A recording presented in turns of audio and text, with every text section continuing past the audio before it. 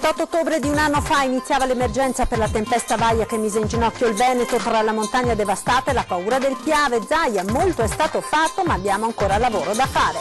E la prima serata di Antenna 3 con 20 e 10 ring sarà dedicata proprio al disastro di quei giorni, ospiti in studio e collegamenti in diretta per raccontare giorni impossibili da dimenticare. A Treviso il dramma di una giovane mamma che scopre di avere un tumore alla 26esima settimana di gravidanza. Sabato notte si è spenta 3 ore dopo aver dato alla luce il suo bimbo. Nel novembre dello scorso anno uccise la moglie a Marano Vicentino e nascose il cadavere inscenando il suicidio della donna. Il marito ha chiesto di essere ammesso al rito abbreviato.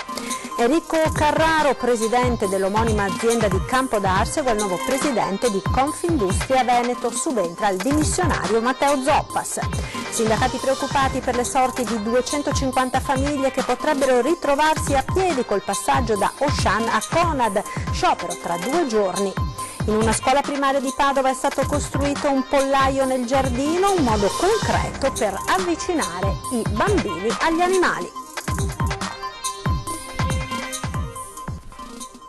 Buonasera e ben ritrovati con l'edizione del Veneto dei nostri telegiornali in primo piano. L'avete sentito dai titoli: in anniversario della tempesta Vaia, il 28 ottobre di un anno fa, l'inizio dell'emergenza in Veneto.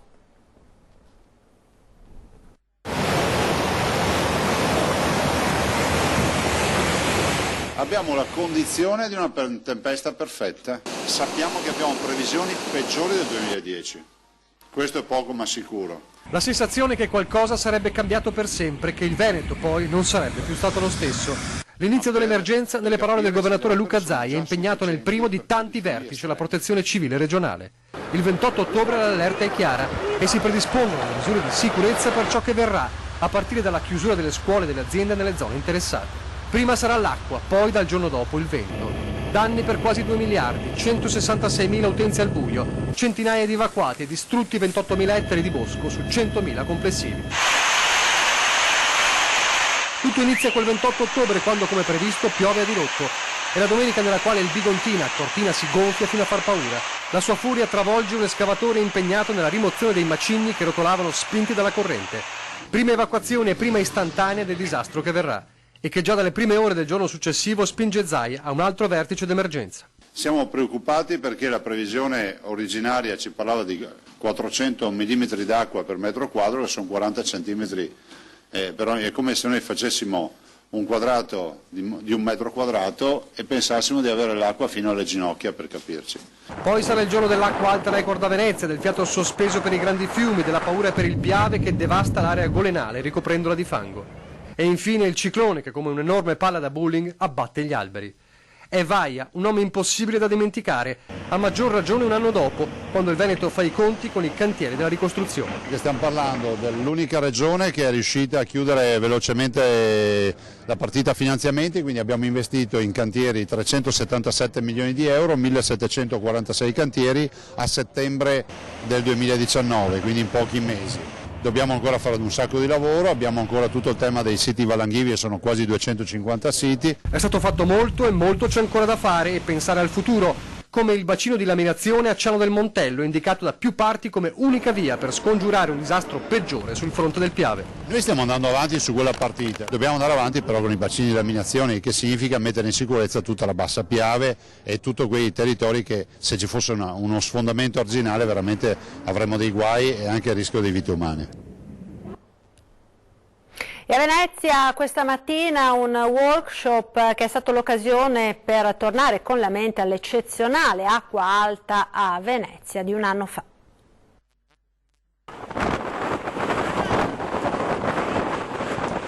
La notte del 28 ottobre 2018, un anno fa, Venezia si stava preparando ad affrontare una delle maree più alte della storia, che il giorno seguente arrivò a toccare il picco massimo di 156 centimetri. I trasporti ad un certo punto furono interrotti, i negozi erano allagati e così molte case. Uno scenario apocalittico per cui si mobilitò l'intera città a partire dalla protezione civile. Abbiamo avuto una cinquantina di volontari che hanno operato nell'informazione della cittadinanza, hanno operato nel supporto a quelle che erano le criticità. Ad esempio ricordo che 2 nostre squadre hanno operato presso la centrale Enel che c'è alla stazione di Venezia, impedendo praticamente un blackout alla città grazie all'utilizzo delle motopompe. Il workshop svoltosi a Palazzo Franchetti, comunicare l'incertezza delle previsioni meteo marine, cui hanno preso parte alcuni dei massimi esperti in materia, è stata l'occasione per tornare con la mente a quel giorno e fare un'analisi a distanza di un anno. Che se il fenomeno si fosse verificato poche ore prima avremmo avuto probabilmente la marea più alta di sempre, e quindi devo dire che nonostante c'è stata una marea eccezionale che ha portato anche molti danni nella nostra città, è stata una marea fortunata perché, ripeto, poteva superare anche i 2 metri, quindi con tutte quante le conseguenze che si sarebbero potute stare. In casi come questi le previsioni sono fondamentali perché permettono di prepararsi all'evento nel miglior modo possibile, ma c'è ancora molto da fare in tal senso. Il lavoro deve essere costante e soprattutto il più possibile migliorativo di quelli che sono i modelli previsionari. È un tema che ci aiuta a raccogliere ulteriori elementi per migliorare quella che è la comunicazione di allertamento. Fenomeno questo che va preso seriamente perché è difficile avviare e procedere con un processo culturale per una maggior conoscenza di quelli che sono i modelli previsionali, ma non solo, di come si sviluppa nel pratico tutto ciò che stiamo dicendo. Ed anche Foggia sull'altopiano di Asiago ha ricordato questa mattina il ciclone Vaia con una conferenza a distanza di un anno. Vediamo. Un anno fa il ciclone Vaia, che ha lasciato segno, Foggia lo ha ricordato con un convegno curato da Fabio Ambrosini Bress, il primo che a bordo del suo parapendio ha documentato la tragedia vista dall'alto e ha una sua teoria sulle cause di quanto accaduto. Nessuno ha mai spiegato il fenomeno meteorologico nel dettaglio che è successo nell'altopiano dei 7 comuni. La causa principale è stata una forte depressione che si è instaurata nel Mediterraneo, sospinta da venti di scirocco, è salita verso nord-est ed ha interessato il Triveneto, prettamente le montagne del Triveneto, per cui anche l'altopiano dei 7 comuni. Una distruzione con numeri da paura. Solo nel territorio del comune di Foggia sono stati abbattuti circa 75.000 metri cubi di legname stimati, a fronte di un taglio medio annuo di 1.200-1.500 metri cubi annui. Questo significa che è stato abbattuto circa delle metri cubi di legname per come 62 anni di lavoro. L'aggiudicazione delle aste è nato benissimo, è stato aggiudicato circa il 95% del legname. Le azioni è di portare un po' di pazienza, ma aspettare un po' di tempo per riuscire a sboscare e portare via tutto il legname. Un avvenimento che non ha impedito agli amanti della montagna di continuare a recarsi in quei luoghi. Nonostante questo evento ci abbia sicuramente coinvolti dal punto di vista emotivo, amministrativo e anche economico, possiamo dire che non registriamo un calo dell'affluenza turistica nelle nostre zone, anzi molte persone, molti affezionati al luogo si sono recati qui proprio per constatare eventuali danni e ci hanno manifestato vicinanza. A Feltre ora, dove Vaia ha condizionato il piano triennale delle opere pubbliche. Se siamo riusciti a rialzarci in così poco tempo è perché siamo una grande comunità, tutti ci siamo dati una mano, dal volontariato organizzato ai civili, alle istituzioni. Questo è quello che resta, quando si parla di città resiliente probabilmente bisognerebbe portare questo esempio. Si lavora ancora a Feltre sul posto emergenza Vaia, in astre di partenza alcuni interventi strutturali, ma il lavoro, avverte l'assessore Adis Zatta, sarà ancora lungo e soprattutto oneroso. Premessa necessaria alla presentazione del piano triennale delle opere pubbliche dell'amministrazione Perenzin, un lavoro ambizioso che sposa gli impegni del programma elettorale. Da una parte l'enorme lavoro per la valorizzazione del nostro patrimonio storico, artistico e culturale, quindi tutta la partita del centro storico per spingere a crescere sul turismo. Da una parte per contro abbiamo la mitigazione dei rischi rischi, siano essi idrogeologico o sismico, quindi una grossa attenzione al dissesto idrogeologico, ma anche la sicurezza delle scuole. Abbiamo una grossa partita di investimento sulla mobilità dolce e quindi le piste ciclabili e quant'altro. 9.300.000 euro per il 2020, 7 milioni e mezzo nel 2021 e quasi 5 milioni per il 2022. Sul piatto ci sono quasi 22 milioni per interventi che vanno dall'efficientamento energetico delle scuole di Vignui alla regimazione delle acque di Villa Paiera e Villa Bruna, la manutenzione straordinaria del Palaghiaccio, il terzo stralcio del museo civico, la riqualificazione di Piazza Maggiore e la sistemazione del Belvedere. Tutto questo senza contare gli effetti del post Vaia, che hanno già attivato nel territorio comunale oltre un centinaio di cantieri e per i quali sono previsti nel solo biennio 2020-2021 altri interventi per 1,5 milioni di euro. Ed il movimento Belluno Autonoma Dolomiti Regione siederà al tavolo per l'autonomia convocato per il prossimo novembre dal ministro Boccia a Roma. L'annuncio del ministro Federico D'Incà. Dobbiamo cambiare lo storytelling del Veneto, basta immigrazione e autonomia, il Veneto è modello di innovazione. Il ministro per gli affari con il Parlamento Federico D'Incà rompe gli indugi al tavolo di Confartigianato Belluno, dal quale lancia un segnale incontrovertibile sulla partita per l'autonomia del Veneto e della provincia di Belluno, di cui è stato sostenitore da sempre.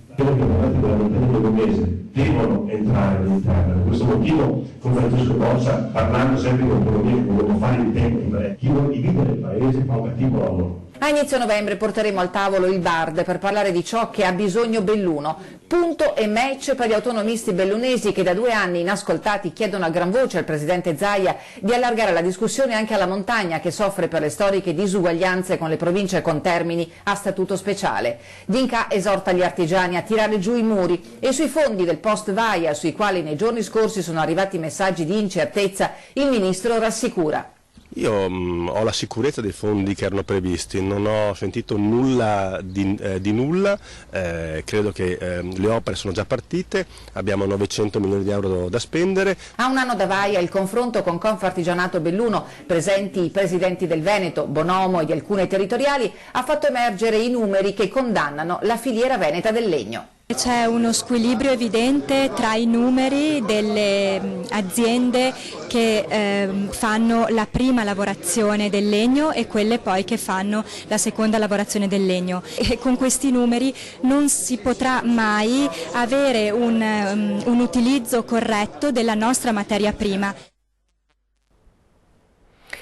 La cronaca ora con il dramma di una giovane mamma che scopre di avere un tumore alla 26esima settimana di gravidanza. Sabato notte si è spenta 3 ore dopo aver dato alla luce il suo bimbo. Dalla gioia più grande, quella di aspettare un bimbo, al dramma, la scoperta di un tumore con metastasi diffuse. Sono trascorsi appena 10 giorni da quando la diagnosi è emersa in tutta la sua gravità a quando questa giovane mamma, poche ore dopo aver dato alla luce il suo bimbo, è spirata. La tragedia nella notte tra sabato e domenica all'ospedale Cafoncello di Treviso, dove la donna, 39 anni, originaria del Camerun, alla 26esima settimana di gravidanza, era ricoverata da una decina di giorni. Quando si è scoperta la gravità del tumore che l'aveva colpita al seno, si è cercato di fare di tutto per salvare questa donna, già mamma di altri 4 bambini, ma la situazione purtroppo è precipitata. Sabato notte, poco prima delle 22, i medici, visto il quadro clinico complessivo, hanno deciso di praticarle un cesareo per salvare almeno il bambino. Il piccolo, un maschietto che pesava alla nascita 1,4 kg, è stato ricoverato nel reparto di patologia neonatale. Risponde bene alle terapie, il decorso è regolare per la prematurità. La mamma invece non ce l'ha fatta, 3 ore dopo è spirata, lasciando nella disperazione il marito che ora dovrà affrontare da solo la vita ed il compito di crescere 5 figli.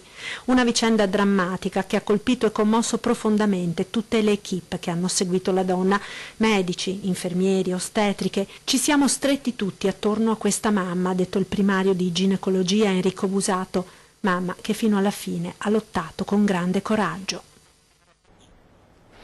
Ed ora la storia di Monica, una 49enne di Cavarzere che dopo aver sconfitto 2 tumori si è licenziata dal suo impiego di operaia, ha preso la maturità ed ha realizzato il suo sogno, quello di lavorare come infermiera all'ospedale di Piove di Sacco.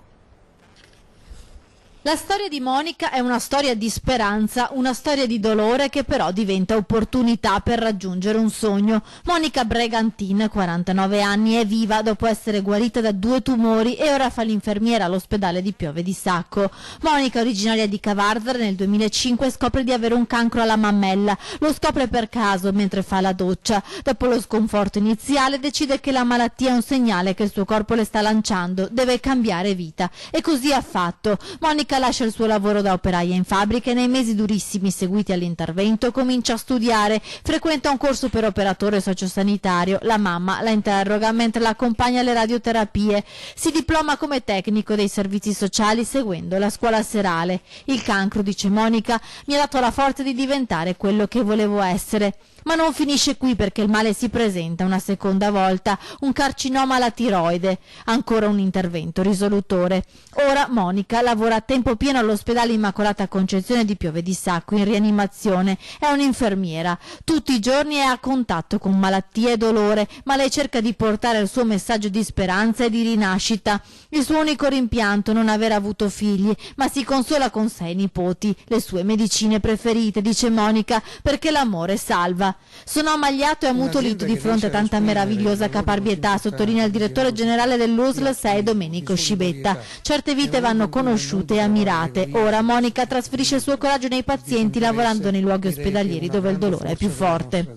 È serena, quest'anno è stata dichiarata guarita dal tumore alla mammella, per quello tiroideo deve ancora sottoporsi a dei controlli. Tutte le mattine quando mi alzo sorrido perché sono viva e non ho più paura, scrive Monica in un libro che racconta la sua storia e il suo sogno di essere infermiera si è realizzato.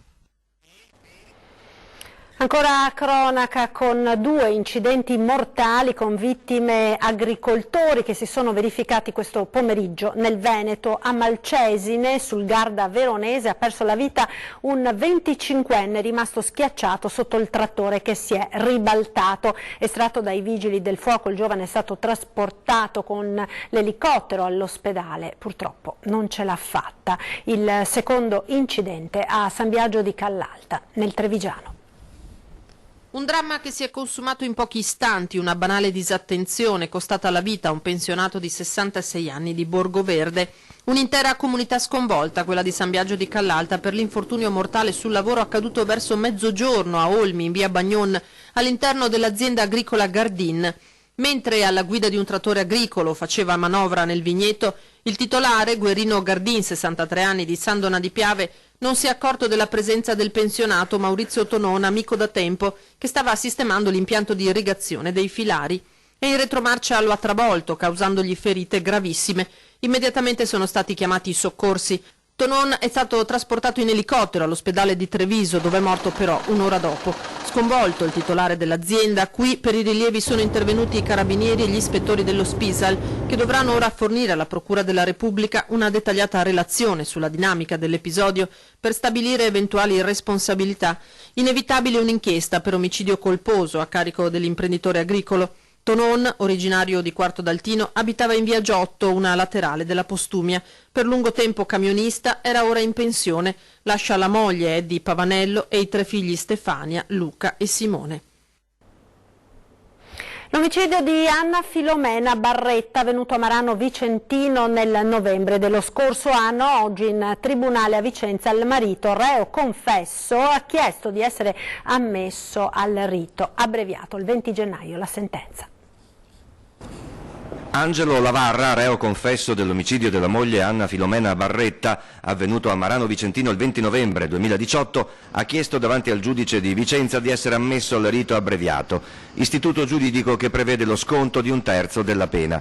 Il giudice ha perciò aggiornato l'udienza al 20 gennaio 2020, una richiesta che i familiari della vittima si aspettavano, che in parte soddisfa la loro aspettativa di giustizia. Certamente sì, voglio dire, il 20 di gennaio avremo una sentenza pronunciata in nome del popolo italiano alla luce di tutti gli atti di indagine sin qui raccolti dalla Procura di Vicenza. Rimane in sospeso e solo il seguito del processo lo chiarirà il perché l'imputato Lavarra occultò il cadavere della moglie e ammise le sue responsabilità solo mesi dopo l'arresto. Io ritengo, anche per conto della mia assistita, che il processo chiarirà e cercherà di far luce su tutte quelle ombre che la confessione tardiva e interessata dell'imputato ha voluto portare all'interno di questo processo. Quindi l'aspettativa sul punto è questa: capire perché e come, quando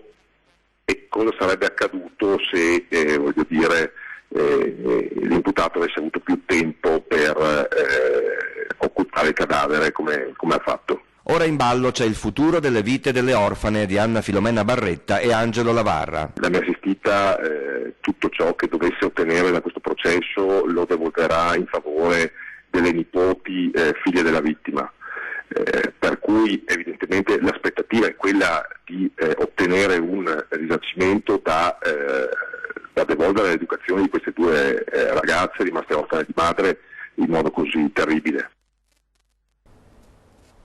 Qualche istante di pubblicità, ora ci rivediamo tra poco.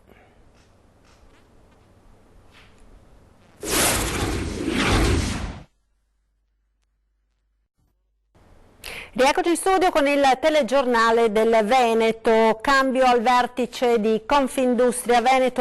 Enrico Carraro, presidente dell'omonima azienda di Campodarsego, il nuovo presidente degli industriali veneti. Subentra al dimissionario Matteo Zoppas e ne completerà il mandato, che si concluderà alla naturale scadenza di febbraio 2021. Come indicato dallo statuto di Confindustria, essendo la durata inferiore ai 2 anni, il presidente Carraro potrà essere candidato ad una nuova elezione per il successivo mandato pieno. Sindacati preoccupati per le sorti di 250 famiglie che potrebbero trovarsi a piedi con il passaggio da Auchan a Conad, e così i lavoratori annunciano uno sciopero. Anche l'Auchan di Mestre diventa Conad, ma le trattative non stanno dando i risultati sperati. Per questo è stato indetto uno sciopero per mercoledì 30 ottobre a partire dalle ore 9. Scioperiamo soprattutto perché abbiamo capito che c'è un problema di non risposte. Ci sono stati 6 incontri a livello nazionale, non ci hanno dato nessuna risposta.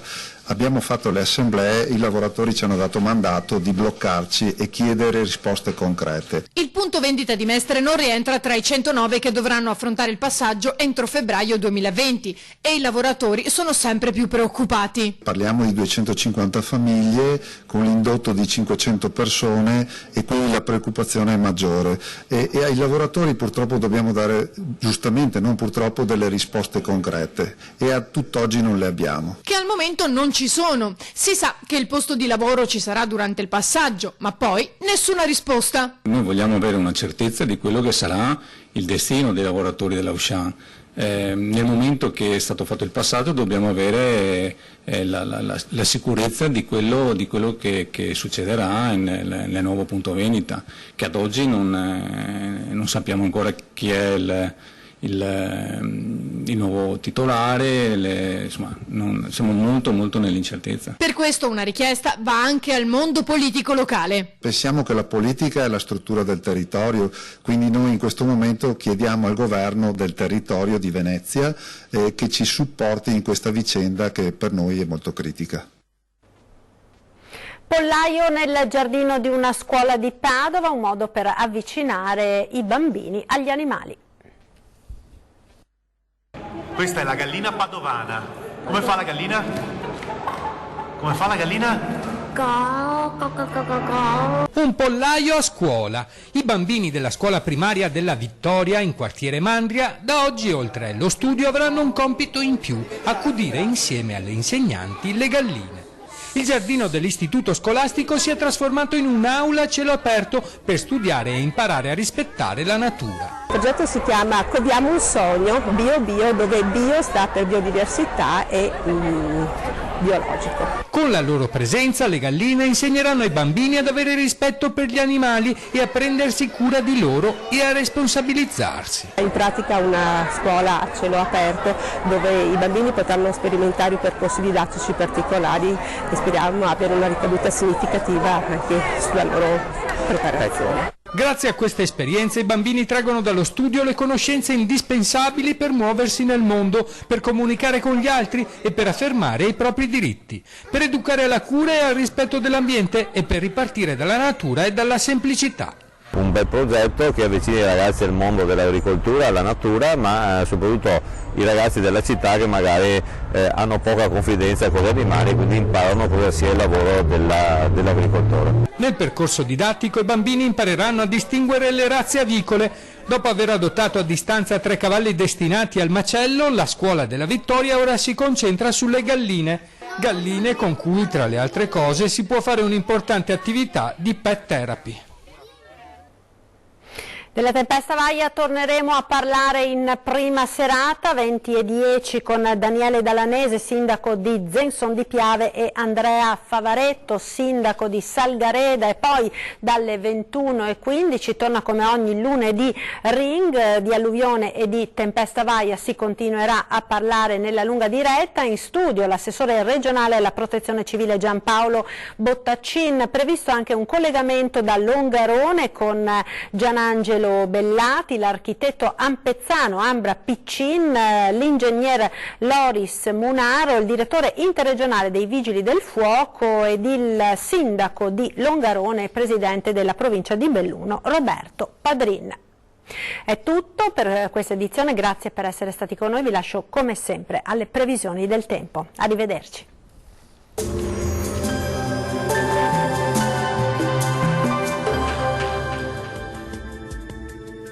Bentrovati al meteo. Una perturbazione in arrivo dalla Scandinavia determinerà un peggioramento del tempo, venti in rinforzo e temperature in diminuzione, insomma arriva l'autunno. Vediamo nel dettaglio la situazione di martedì 29 ottobre. Sul Veneto il cielo risulterà molto nuvoloso, con piogge diffuse, come vediamo, un po' ovunque, localmente anche intense per tutto l'arco della giornata. Temperature, come detto, in calo, minime tra i 9 e i 13 gradi, valori massimi compresi invece tra i 13 e i 16 gradi. Situazione sostanzialmente identica anche sul Friuli Venezia Giulia, con precipitazioni anche consistenti un po' su tutte le province della nostra regione. Temperature minime tra 11 e 12 gradi, massime oscillanti invece tra i 14 e i 15 gradi. Poche novità anche sul Trentino Alto Adige, avremo infatti condizioni di tempo perturbato con temporali diffusi. Temperature minime sugli 11 gradi, valori massimi invece sui 14 gradi. Bene, dal meteo di Antenna 3 per ora è tutto, grazie per l'attenzione e arrivederci.